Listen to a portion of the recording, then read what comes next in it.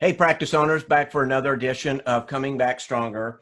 Our guest today, Dr. Steve Rasner, longtime friend of the magazine, and contributed, I don't even know how many articles and books. In fact, I was looking for something here. Hang on. I'm going to show you something. Okay. You'll love this. I'm sure I won't. Okay. You probably forgot this. This is, I'm not sure. Do you know when this is? I can look at the date. Yeah, it would be like 1998. 98. And then I just noticed on the back, here you are on the back too. I don't know if you can see that. The good old days. The good old days. Before you started lighting your hair, huh? Yes. I've got those pictures back when I had hair. So, no. Yeah. We appreciate you coming on today. You know, we were talking beforehand about sort of the situation that a lot of practice owners find themselves in, what our organization did from the very beginning. Dr. Woody Oakes was probably one of the first guys to realize that the best people to help dentists be better practice owners were other dentists who had done it. And, you know, you're a guy with, you know, you've been through a lot of things in dentistry, learned things, and I think part of the, as you were saying, part of the idea here is just to help colleagues learn from, you know, your experiences and all. So first of all, I wanted to thank you for being on, and thank you for having me. You know, contributing again. You know, it's a big ask right now for a lot of people that are, you know, trying to get back to work like yourself. Yeah. And, you know, it's a big ask to take an hour and do this. But so what I want to do is just let you kind of share with anybody who's listening or watching your thoughts, your advice, tools, tactics, tips, anything they can really do to start getting ready to get back and come back better than you know, when they shut down. Sure. Okay. Well, two quick things first. And again, first of all, thanks for having me. It's not a big ask at all. It's quite a privilege to have people value what you have to say about anything to me. So let me start. I don't know how familiar your audience is with me recently, but two things I wanted to say first about whatever I'm going to say, and I'm going to make those two quick. The first is I want you to know that I sense a bit of overload for all of us with these kind of things that we're offering you right now to try to help you, because there's so much advice out on social media right now about Corona-19. And even though we'll never have this amount of time again in our lives, time is the most precious commodity that you're going to use when you fix this, by the way. So I don't want to be a part of ever wasting your time, including this brief time we're together right now. So my intention is to give you stuff that translates into HELP the day you go back, or even right now. That's my mindset. Why listen to me? You know, here's why I would listen to me.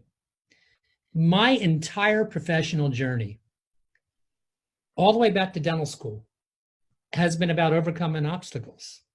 I mean, in dental school, I got my butt kicked by all my colleagues who just seemed smarter than me, especially those first 2 years. So by the time I came up for air for the clinic, I was way on the other side of top ranked. I was on the other end. And because of that, and it wasn't because I was partying or anything, I just wasn't getting all A's. That's just the way it was. So because of that, I didn't get any post-grad opportunities to do a residency, even in a GPR, you know, let alone perio or oral surgery. Nobody was offering me anything, and based on grades. So I had to go back to my hometown where my dad was a dentist. And I'm pretty sure he would have taken somebody else if he had another option. So here's my point. So I didn't want it to be this way, but my hometown area in southern New Jersey was just riddled with bad everything economically. You know, in the 8 years that I'm from there, in the 8 years I was away, so I come back, high unemployment. I mean, USA Today put an article in their paper once about this was the second worst place to live in the United States. And that's where my practice was. But here's why you might want to hear me. somehow I pulled all the right levers, pushed the right buttons. And by that, I mean the type of CE that I took, the type of people that I wanted to have around me, my team, all the things that make you successful. And I went on to enjoy, and still have, 29 consecutive years. So I want you to think about that for a minute. This is why you should listen maybe to something I say today. 29 years in a row of increased growth and profit. So just if you're a 30-year-old clinician right now, think about that. That would take you to the age of 59. Can you imagine? Every year was better than the year before? That's unheard of. And that included 4 recessions, and also included not so storybook personal life. Like I had life-threatening lung cancer. And I don't want to even get into all that kind of stuff today, because that's not what this is about. I'm just telling you, even your career, very few careers have Disneyland type of scripting. We all run into health stuff, or maybe it's somebody we love. And if you want to reach out to me, I'll share it with you sometime. But trust me, it required a lot of discipline and mental toughness to end up where I'm at. So that's why you might want to hear some of the things I have, because I'm pretty good at overcoming these things. And this thing we're all going through right now, even to me, it seems, oh my God, this is a tsunami of negative impact on our careers. Mm-hmm. But I got to be honest with you. And you know what? You know how they've been saying on social media, we're all in this together. Mm-hmm. Well, we kind of are all in this together, but how much it impacts you very much depends on where you're at in your professional career. Mm-hmm. Think about it. I know a bevy of colleagues that were a few years from retiring. Well, they don't want to go through all this PPE crap and all the stuff that you and I are going to negotiate. They don't want to do it. So that's not the same boat. Or maybe one of my young colleagues out there has invested his life savings in the last year or two in opening up the practice that you dreamed of. And I literally know multiple guys that this actually happened to. I know a guy that was practicing in this 3rd day of a practice he bought when the state shut him down in Arizona. And I know other stories like that. And so we're all in it together, but the impact's not the same. And so for a guy like me, I'm going to go fight just like you're going to fight to get back what I want, because number one, this is all I know how to do well. And I don't really want to retire. And quite honestly, I like making the income that I make, even at this age. So I'm not even beginning. I'm not selling. So I'm very much in the same boat as a guy out there looking at me right now that started 9 months ago, because I'm fighting for what I had. And that's what my advice is going to be. So let's start with this. Here's my advice, and I don't want to keep you long, but before I say this, let me just give you my email once or twice today. And I told Stephen, this is not an agenda of, I'll send you my books and you can buy them. No, I don't even want to sell you anything. This is me being passionate about helping somebody listening right now. So and you're going to want some stuff I'm going to mention. And it's my email. It's my name. And don't judge me by my email. It's drrasner@aol.com. That's what I meant by don't judge me. Right. So the advice that you're getting from me right now is going to be twofold. What to do if you're like me in the state of New Jersey, where we can't open yet. And we don't know, because he came on Monday, he being the governor, and said that we're shut down indefinitely was the word. And I know many of my colleagues, and I'm so rooting for you, are in states that have allowed you to open up. So briefly, I'm just going to not touch too deeply on what I have done or what I would have done if I was you while you're waiting to open up. The first thing I will tell you is, when you listen to all these multiple strategies online, think before you hang up or go off the internet and then get on and start trying to buy stuff. So let me elaborate. First, the strategies for trying to maintain income during this, to me, are just not worth it. Listen, you're hearing one guy's opinion. So I never even seriously considered the teledentistry stuff because it's just not impactful enough for me. And that's not even the message I want to send my patients right now. And I'll get back to that.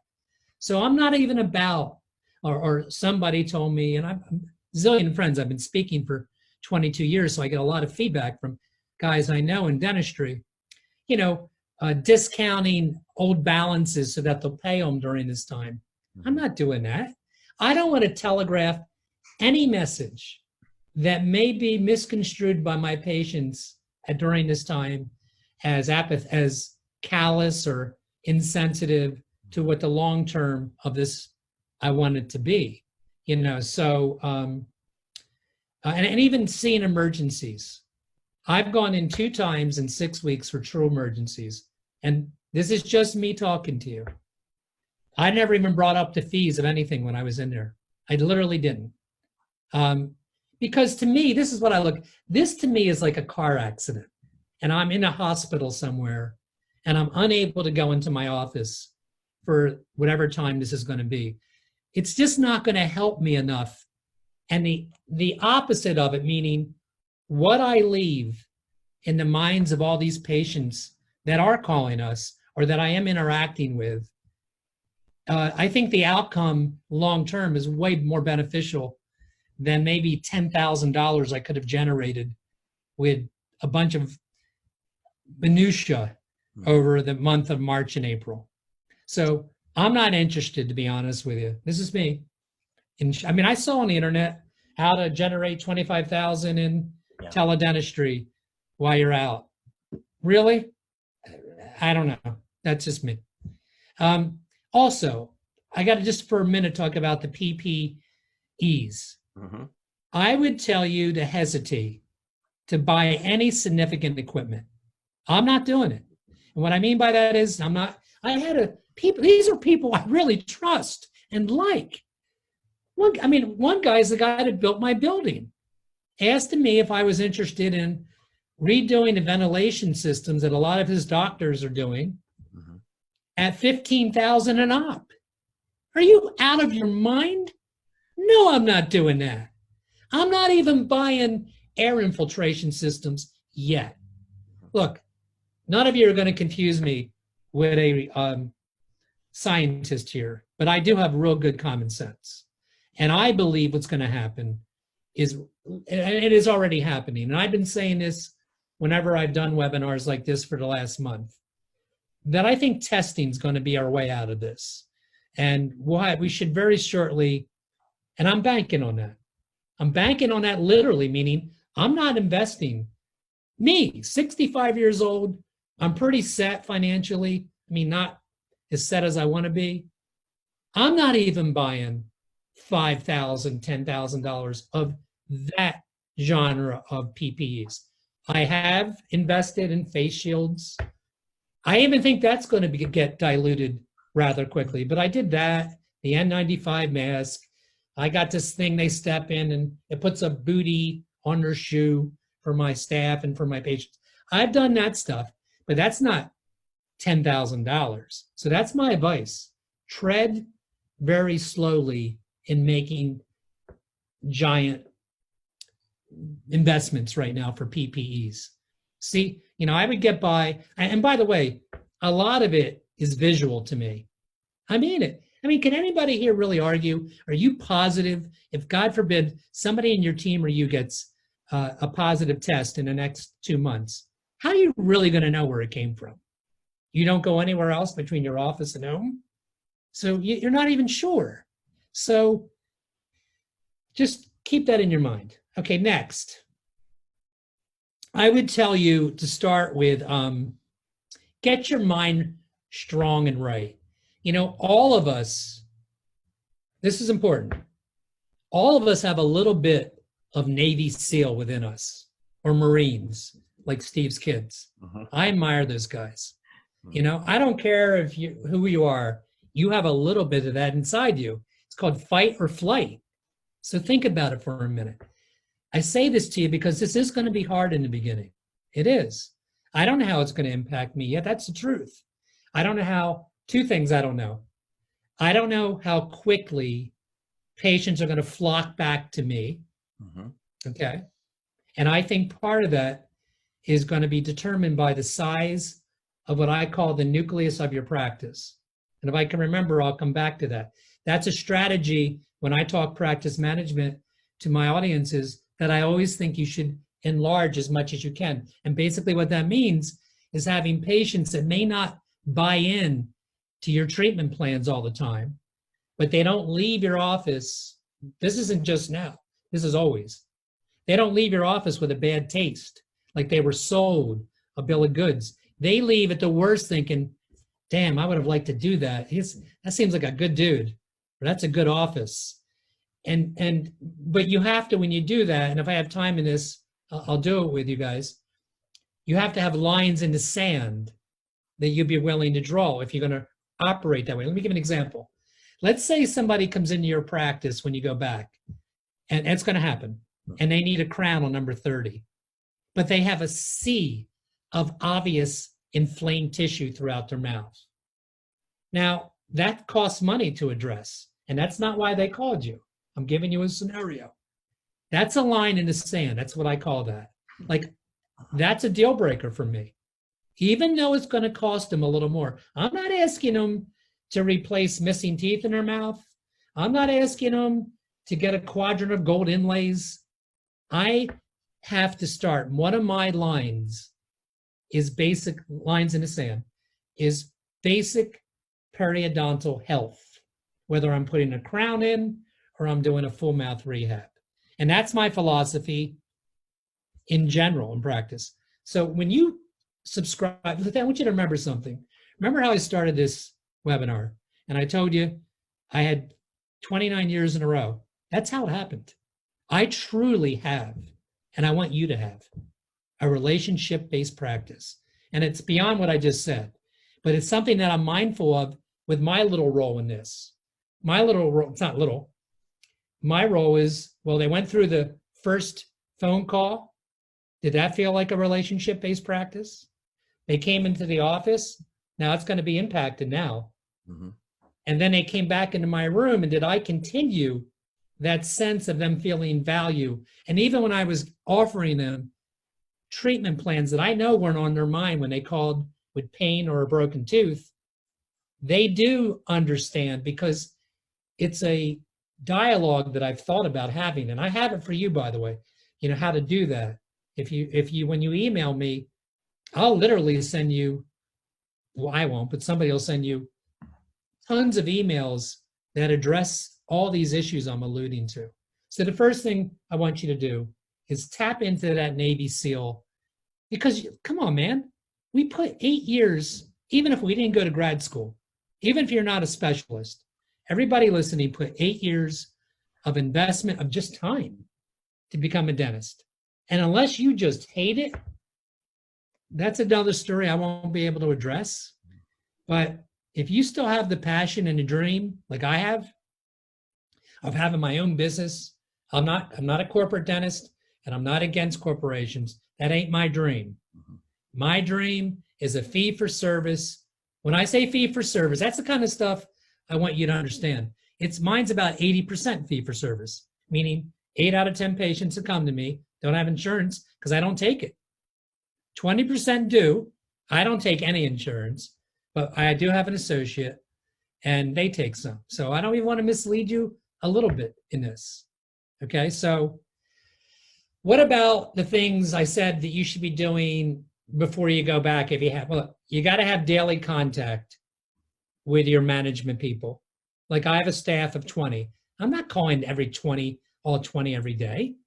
I do reach out to about 3 to 4 that are key people in my office. If you only have 3 to 4 people, maybe you're only calling 1 or 2 or emailing 1 or 2.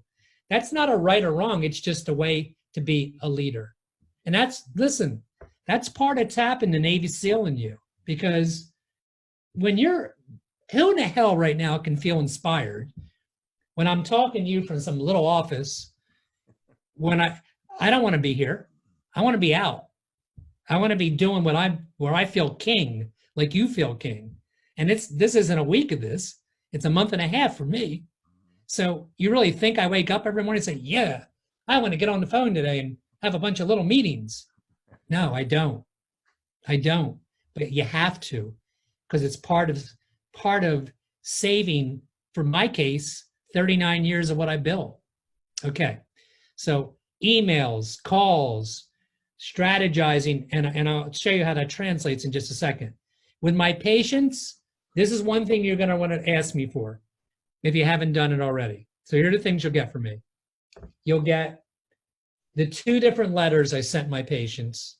Now, even if you start next Monday, you can tweak one of my letters. I'm giving them to you because I think they're effective and I want you to use them. Or maybe you post a letter on your Facebook office page or wherever you want to use it. That's why I'm telling you about it. But I did a second and third thing too, particularly the second. So just for full disclosure, all my team is on unemployment. That never happened in 39 years with me. And I'm not embarrassed by it. It feels a little dirty to me, but I didn't know what else to do. So I did it. I reached out to a few of my staff and asked them if they wanted to come in on their own voluntarily. You know, everybody's reading, we're all in this together. Well, are we? Because I think they're more effective in calling patients. So we called patients first without the intent of trying to reschedule anybody or accomplish anything except, hey, this is Valerie from Dr. Rasner's office. Doc, you know, and myself and the whole team just wanted to know we're thinking about you. We're checking up on you. You okay? Your family okay? Look, we're going to be back whenever it feels safe for you and comfortable for you. We're going to be there. Doc is, you know what he's like as a dentist, and many of those people can say that about all the people listening right now. And I have the verbiage for that for you if you want it. Now I have a second verbiage. So just say, you know, all you got to do is say, send me the stuff. That'll make it easy. And you'll get that. You'll get the letters I sent my patients, the letters I sent my team. You'll get the new verbiage that we just started last week, which is different than what I just told you, because then we started trying to schedule for June 1st in New Jersey, even though we don't have a date opening. I wake up like you guys wake up, and I come up with new ideas. And I say, you know what? It's enough. We got to go in and try to start making appointments and tell them that that's our best guess. And I want to tell you something that's going to make you feel good, I think. One of the reasons you hear me talk about having a big nucleus, a big base, is because your patient base is a community, right? And in a community, you're going to have Marines that would have come in any day in the last 6 weeks. Mm-hmm. You're going to have people in the middle that just don't know what they want to do. And then you're going to have people that won't come in until 2021. That's just the truth. The bigger that base, the easier it is going to be for you to fill up people. And I'll tell you, we had no resistance. I have no agenda here, guys, except to share with you one colleague's experience who's had a lot of experience. And when my patient coordinator started rescheduling patients, and we broke it down for us into categories because it takes work. I went into the office, we practiced social distancing. One person had the chart in front of them, the other had the last appointments, and that's how we did it. And then we got all the information together, and one person made the call. That one person has to be really good with their voice, their attitude. You can't put somebody on it that you're like, they're pretty good. This is, everything counts right now. So we had remarkable, in fact, I will tell you right now, we had 100% success in calling everybody we wanted to call to schedule the first week. I'm not talking about hygiene, because on hygiene, I'm going to wait till we're about 10 days out because it's just too far right now. And I don't want to have to call them twice. So again, I'll give you the verbiage that we used. It's common sense stuff. And by the way, anything I tell you is not like I'm gonna get a Nobel Peace Prize for it. It's good common sense that has worked for me many, many years. So when I set up the verbiage for my patient coordinator to call these patients, it was just be patent and honest. Stuff like, listen, we're real excited. We're finally coming up with a date that we think is going to be good. We're choosing June 1st, which is a Monday, by the way, which works perfect. If that date doesn't work out, then we'll do another one. But here's what I can tell you, Mrs. Smith. You won't take you a second from the call that Michelle confirms your appointment to when you walk in the office that day that you're safe. You know docs work. You know that's going to be great. Or you know that already. But in terms of how do you feel? So and by the way, I want to tell you real quickly, am I okay with time, Steve? Yeah, you probably got another 5 or 10 minutes. Okay. And your stuff is so good, we'll fit you in, whatever you have to say. Okay.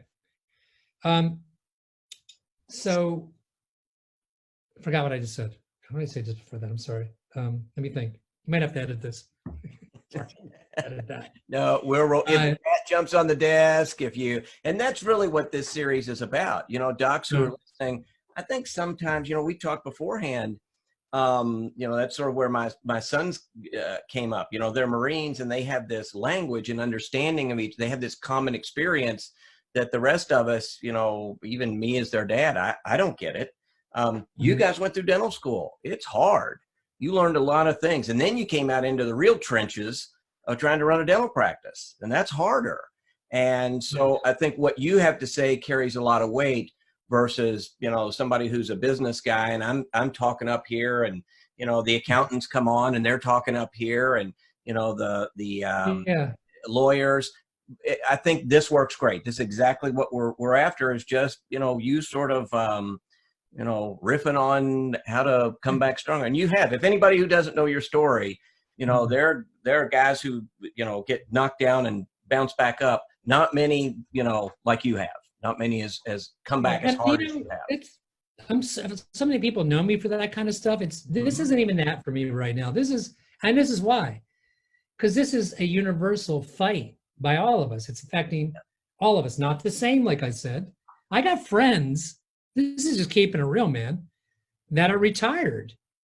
This didn't affect them. They're not happy about it, and they care about their loved ones and stuff. But that doesn't have the same effect on you and I if you're still working. I know a half a dozen guys that sold this year, sold right before this happened. God bless them, but I didn't. And so here's the truth. I'm not sure what to expect once I open that door. Or once we go, and that's what I'm going to get to right now. My suspicion is that I'm going to here's how I really feel. I feel I'm going to take a hit. I mean, if you don't know that this webinar is authentic, then you will when I'm about to say this. I'm prepared to cut my pay in half or worse. Maybe I'll take one paycheck a month to pay whatever personal bills I need. Just like when we started, years ago, like a lot of you. And because I do think it's going to take a while. I think people, and I need to talk about that for a minute. I think you need to be more prepared in a long time for possible alternate treatment plans when you're talking to your patients. And so that may translate into less revenue is the bottom line. And I definitely think hygiene is going to be impacted that way. And I do not want you or even me to even read a book on strategies to talk people into something. Because I think if you think long-term right now, long-term is probably at the worst 2021. And I could just pay bills and, can't save any money the rest of 2020. If that's what it really takes. I got too much into this. And you know what, man? I think I would have said that to you if I had 1 year into it, let alone 39 years. Because this is a big investment, even at 1 year. And Steve and I were talking before we went on about really what my philosophy is. And my philosophy is an easy one. By the way, here is a self plug. I do have a podcast, The Lion-Hearted Dentist. Mm-hmm. And feel free to check it out when you want. Lion-Hearted Dentist. It's just the way I'm talking to you right now, because my dream is, I know it is of many of you, is having my own business, a fee-for-service, primarily practice, where I call the shots. Not everybody has that dream. Maybe you're totally cool with being an associate. That's good. You still want to make good money doing it, right? And so, you want to be compensated for an investment of passion and skill that you have. So, all I want to tell you is, let me go skip right back to when we're open, and we'll probably kind of wrap up with that. So The first thing is, please do this, even if you don't feel like doing it. Either do it in person and sit people away from you, or do it with a Zoom meeting. You got to get to your staff, and everybody has to crystal clear know physically what we do now when people come in the office. That can't be chaotic. You know what I mean? Let me give you an example. You can't walk in. I'll give you a real example. I went in for the second time this week in the 6 weeks. I told you that. Mm-hmm. And one of the 4 emergencies came by me. She was way more than 6 feet away. I didn't have a mask on, like Vice President Pence yesterday. Mm-hmm. At that moment, I didn't have a mask on. And I could see in her eyes, she had a mask on. And all my team did, but I didn't. I didn't shake her hand or elbow bump her, but you can't have that. You can't take the chance of a moment that distracts this patient from who decided to come back to you because they felt safe, right? And so you got to have protocols, and everybody's got to know this is what we do, and they've got to know it cold. I don't care if you make them recite to you, each one of them, how are we going to have a new patient come in? What's that going to look like? What are we going to do in the rooms? How do we, go from one room to the next? You can't, this isn't like before. Not in the beginning, it's not going to be. Okay, that's important. Little things like, I'm going to tell you right now, maybe you think I'm maniacal when I talk like this, but my office is going to be picking up the phone on the second ring at the worst. No tape machines. Not now. If somebody's calling you, I'm telling you, I said it already. I'm looking at it, and I think you got to look at it. If I'm willing to do that with the practice I have, I don't know why you wouldn't be willing to look at it as if this is day one. This is day one. For me, that's 1980, September 1980. And you're damn right. When the phone rang, you think I would let it ring 3 or 4 times, or have a tape pick up on a new possible patient, or even one that exists with me? Not now. That can't be. The next thing is, and we'll is the concept that is also part, Steve, of my philosophy of having the 29 years I told you about in a row. And by the way, I didn't have 9 years bad after the 29. I had 3 with the recession of 2008. And from 2011 to right now, although it's not going to happen this year, we had an up year every year. So, all but 3 years of my career until this year. But I call post-pandemic treatment planning. I would advise you to go back to that first year that you were in, and you were probably a little on the conservative side. So let me tell you what that means. This is really important that you get it. When you get a chance to look at my podcast, look up the ones, there's 5 or 7 of them on treatment planning, and they're in the beginning. And I have a very, very patient-friendly way of telling patients I'm going to do a comprehensive exam. So hear me out. Patient calls me pre-pandemic or now. I broke a tooth. I got pain. We never just look at that issue, because I don't know how you can. You have to look at the entire mouth with some reason. I'm not going to, here's what I do. I look at the health of their gingiva. That's a soft tissue. I look at every tooth. And I tell them this, by the way, in a very, very user-friendly way. I look at their missing teeth, their bite, and lastly, their aesthetics. Understand there's a whole shtick to this, but basically what I tell a patient is this, and I'll just give you a taste of it, you'll get it. I tell patients this, and you'll love this. When I first meet with them, and there's a lot that goes with that because I have a significant other in the room. I'm talking about new patients. And that's a big challenge too. But we have a very high percentage of new patients, significant others that come to that first visit. Because I know most of my colleagues don't do this, and I want both parties to hear me. And after I do a little socialization, I say, listen, I know that you probably know that I'm one of these people in life that loves what he does. I mean, everybody knows that about me. And a lot of you can say exactly the same thing. And because of that, I took webinars and CE my whole life and learned some really cool stuff. Here's what I learned that I think is the best relative to you being here today. It's called what to do when. So you call me in the last 2 weeks and you call me with whatever problem that the patient's telling you they have. How do I know really the right thing to tell you? I'm saying this to the patient. I'll tell you how I know it. I look at 5 things on you, and I tell them the 5 I just told you a minute ago, and I say it in a and you'll see all that stuff in the podcast, or you can write to me. And I've never, not one time, and I've been doing this for 20 years, I never had one time had somebody stop me in the middle and say, what are you talking about? I just want this molar fixed, or never. In fact, people appreciate that you're even talking to them, okay? So then I go through and I make the most conservative recommendations based on what my eyes are seeing from their x-rays and their original reason they're there. And I have a very thought out way to approach this. And then 15, 20 minutes, then I'll give that recommendation to an assistant in the room.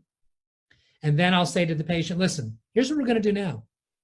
We're going to see how what I just said to you fits in your world, financially. That's the part I have a little intrepidation about, guys, when we go back. And then I said, right now, my front desk is figuring out what this means to you, dollars and cents, out of your pocket. I kind of say it like that. And then I'm out of the room, and then I'll come back, and any questions you have, I'm here. And I make them feel like we have all day, because quite honestly, we do. A new patient's a big deal. Any treatment plan's a big deal. And if I have to make an alternative to what I said, and again, I'm anticipating that as I get back, then as long as that alternative is responsible to me, then that's what I'll pursue. And I hate to oversimplify this, but it's going to be what it's going to be. It is what it is.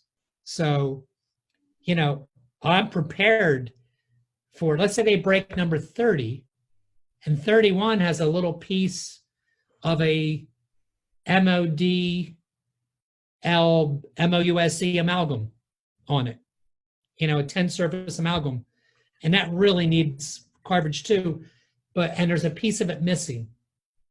But the piece that's missing underneath has hard tooth structure. It's not mushy, it's not soft. I might have to compromise. I might have to put in a little temporary filling, a composite or something, having them know that I'm holding them over. So here's the takeaway. I'm not going to not examine the whole mouth. I'm not changing that, because I don't know how you can do responsible dentistry that way. So I'm not doing that. But I'm going to be prepared for more of, oh my God, Doc, I can't do that right now. Can you give me any alternative? And that's where I'm willing to bite the bullet. I don't want to, man. If I've got 5,000 plus hours of CE in this thing right here, and I learned a lot of cool clinical techniques. You really think I want to all of a sudden start patching fillings? I'm thinking long-term, because I'm really convinced those of us that played this right in the next 6 to 9 months are going to become a very safe haven, and people are going to tell other people more than ever that, because don't you think that some of your community is going to say, hey, you know what, last time I went to my dentist, I'm not sure they're getting all this, it didn't feel very different to me. Where do you go? That's what I'm banking on, man. So that's that. I'm just making lines. Oh, just the lines in the sand. I won't be doing a crown on somebody that won't treat the perio. If there's periapical pathology on a different tooth that looks alarming to me, maybe a lesion has gotten really big, and I can see it clinically too, that may not fly so well with me, so. And the last thing I'll say is, in my career, we have been very good about following up the patient, just like when you buy a car or something else, and you get emailed to death that we do a good job. And we fell off a lot over the years. We did. We were good at it, and then we weren't so good at it. This is a good time to follow up your patients. And hey, Mrs. Smith, I know you were in yesterday. How'd it go for you? Everything feel right to you? Because we really count on your feedback to, get this right and go forward. So again, my email is my name. It's Dr. Rasner, Rasner at AOL.com. And, I want to keep this as succinct as I can. Remember, just tell me, send you the stuff. That'll be maybe 4 or 5 letters that I've written to my team and my patients. And even a good one you can post on your website that I got from somebody else on when you do return. It's a very well done document, and I'm not above using other people's information if it works for me. Steve? That is. So I've got pages after page of notes, and I got my highlighter out. I'll make sure that we have your email and have send me the stuff. And I really do appreciate that. This, I said at the beginning, you're one of the guys who just has a wealth of real knowledge. You're not here trying to tell somebody how to do something you've never done. You are very humble about the size and success of your practice in a little bitty town in New Jersey that just is, really it almost defies, you could put 10 of the smartest people in dentistry together and say, all right, what would this practice do? And it's not even close to what you do. So I think the important thing is you prove it in what you do every day. It's not you saying, well, this could do this or this could do that. It's not hypothetical. You do it every day. And I love your podcast.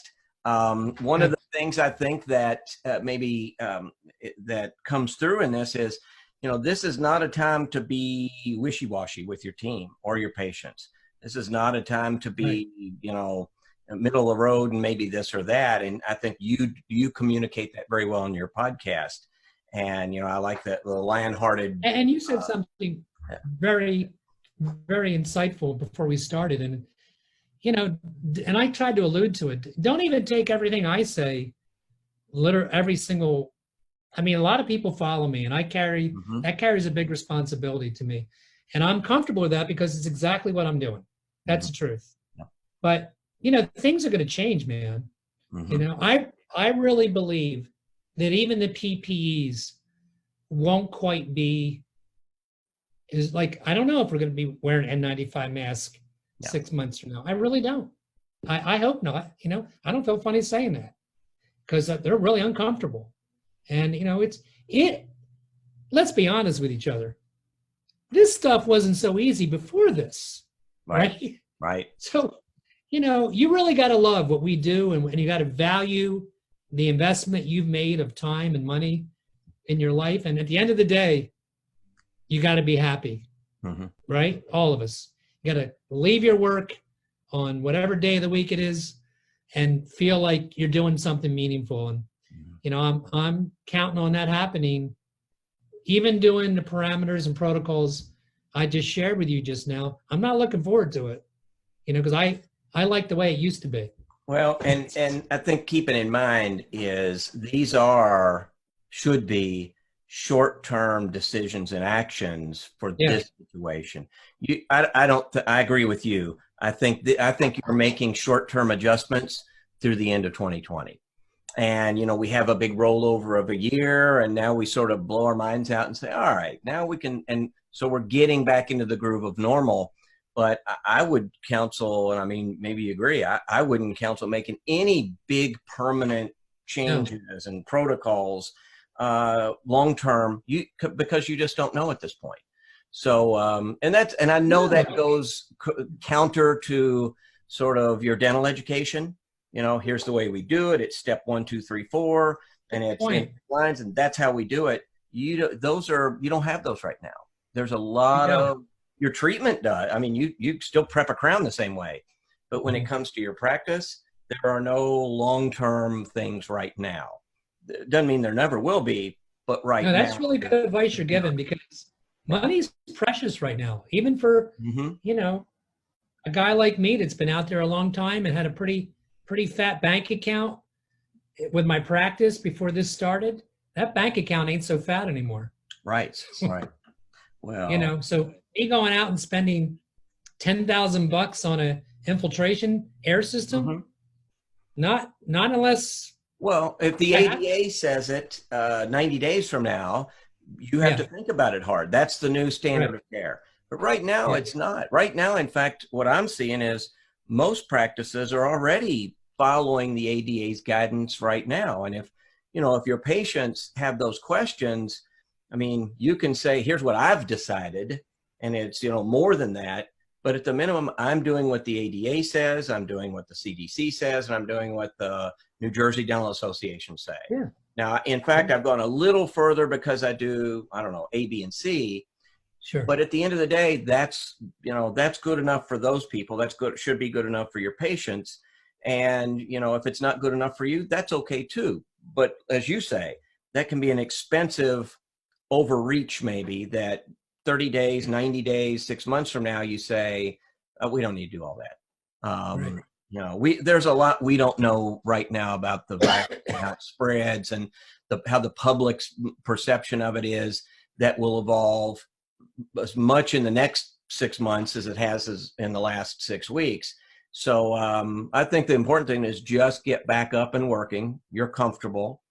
Your patients are comfortable. Your team's comfortable. Everybody's as safe as they can be, given what you know now, and start trying to get the machine moving again and focus on being as profitable as you can be through the end of 2020, and then start sliding your line in the sand, start pushing that out a little further. So, well, good. Well, Dr. Rasner, as always, love having you on. You have been like I said, a longtime friend. You even let me embarrass you with the magazine cover, which is, it is. I deserve it. I'm looking, and it really is. It's 1998.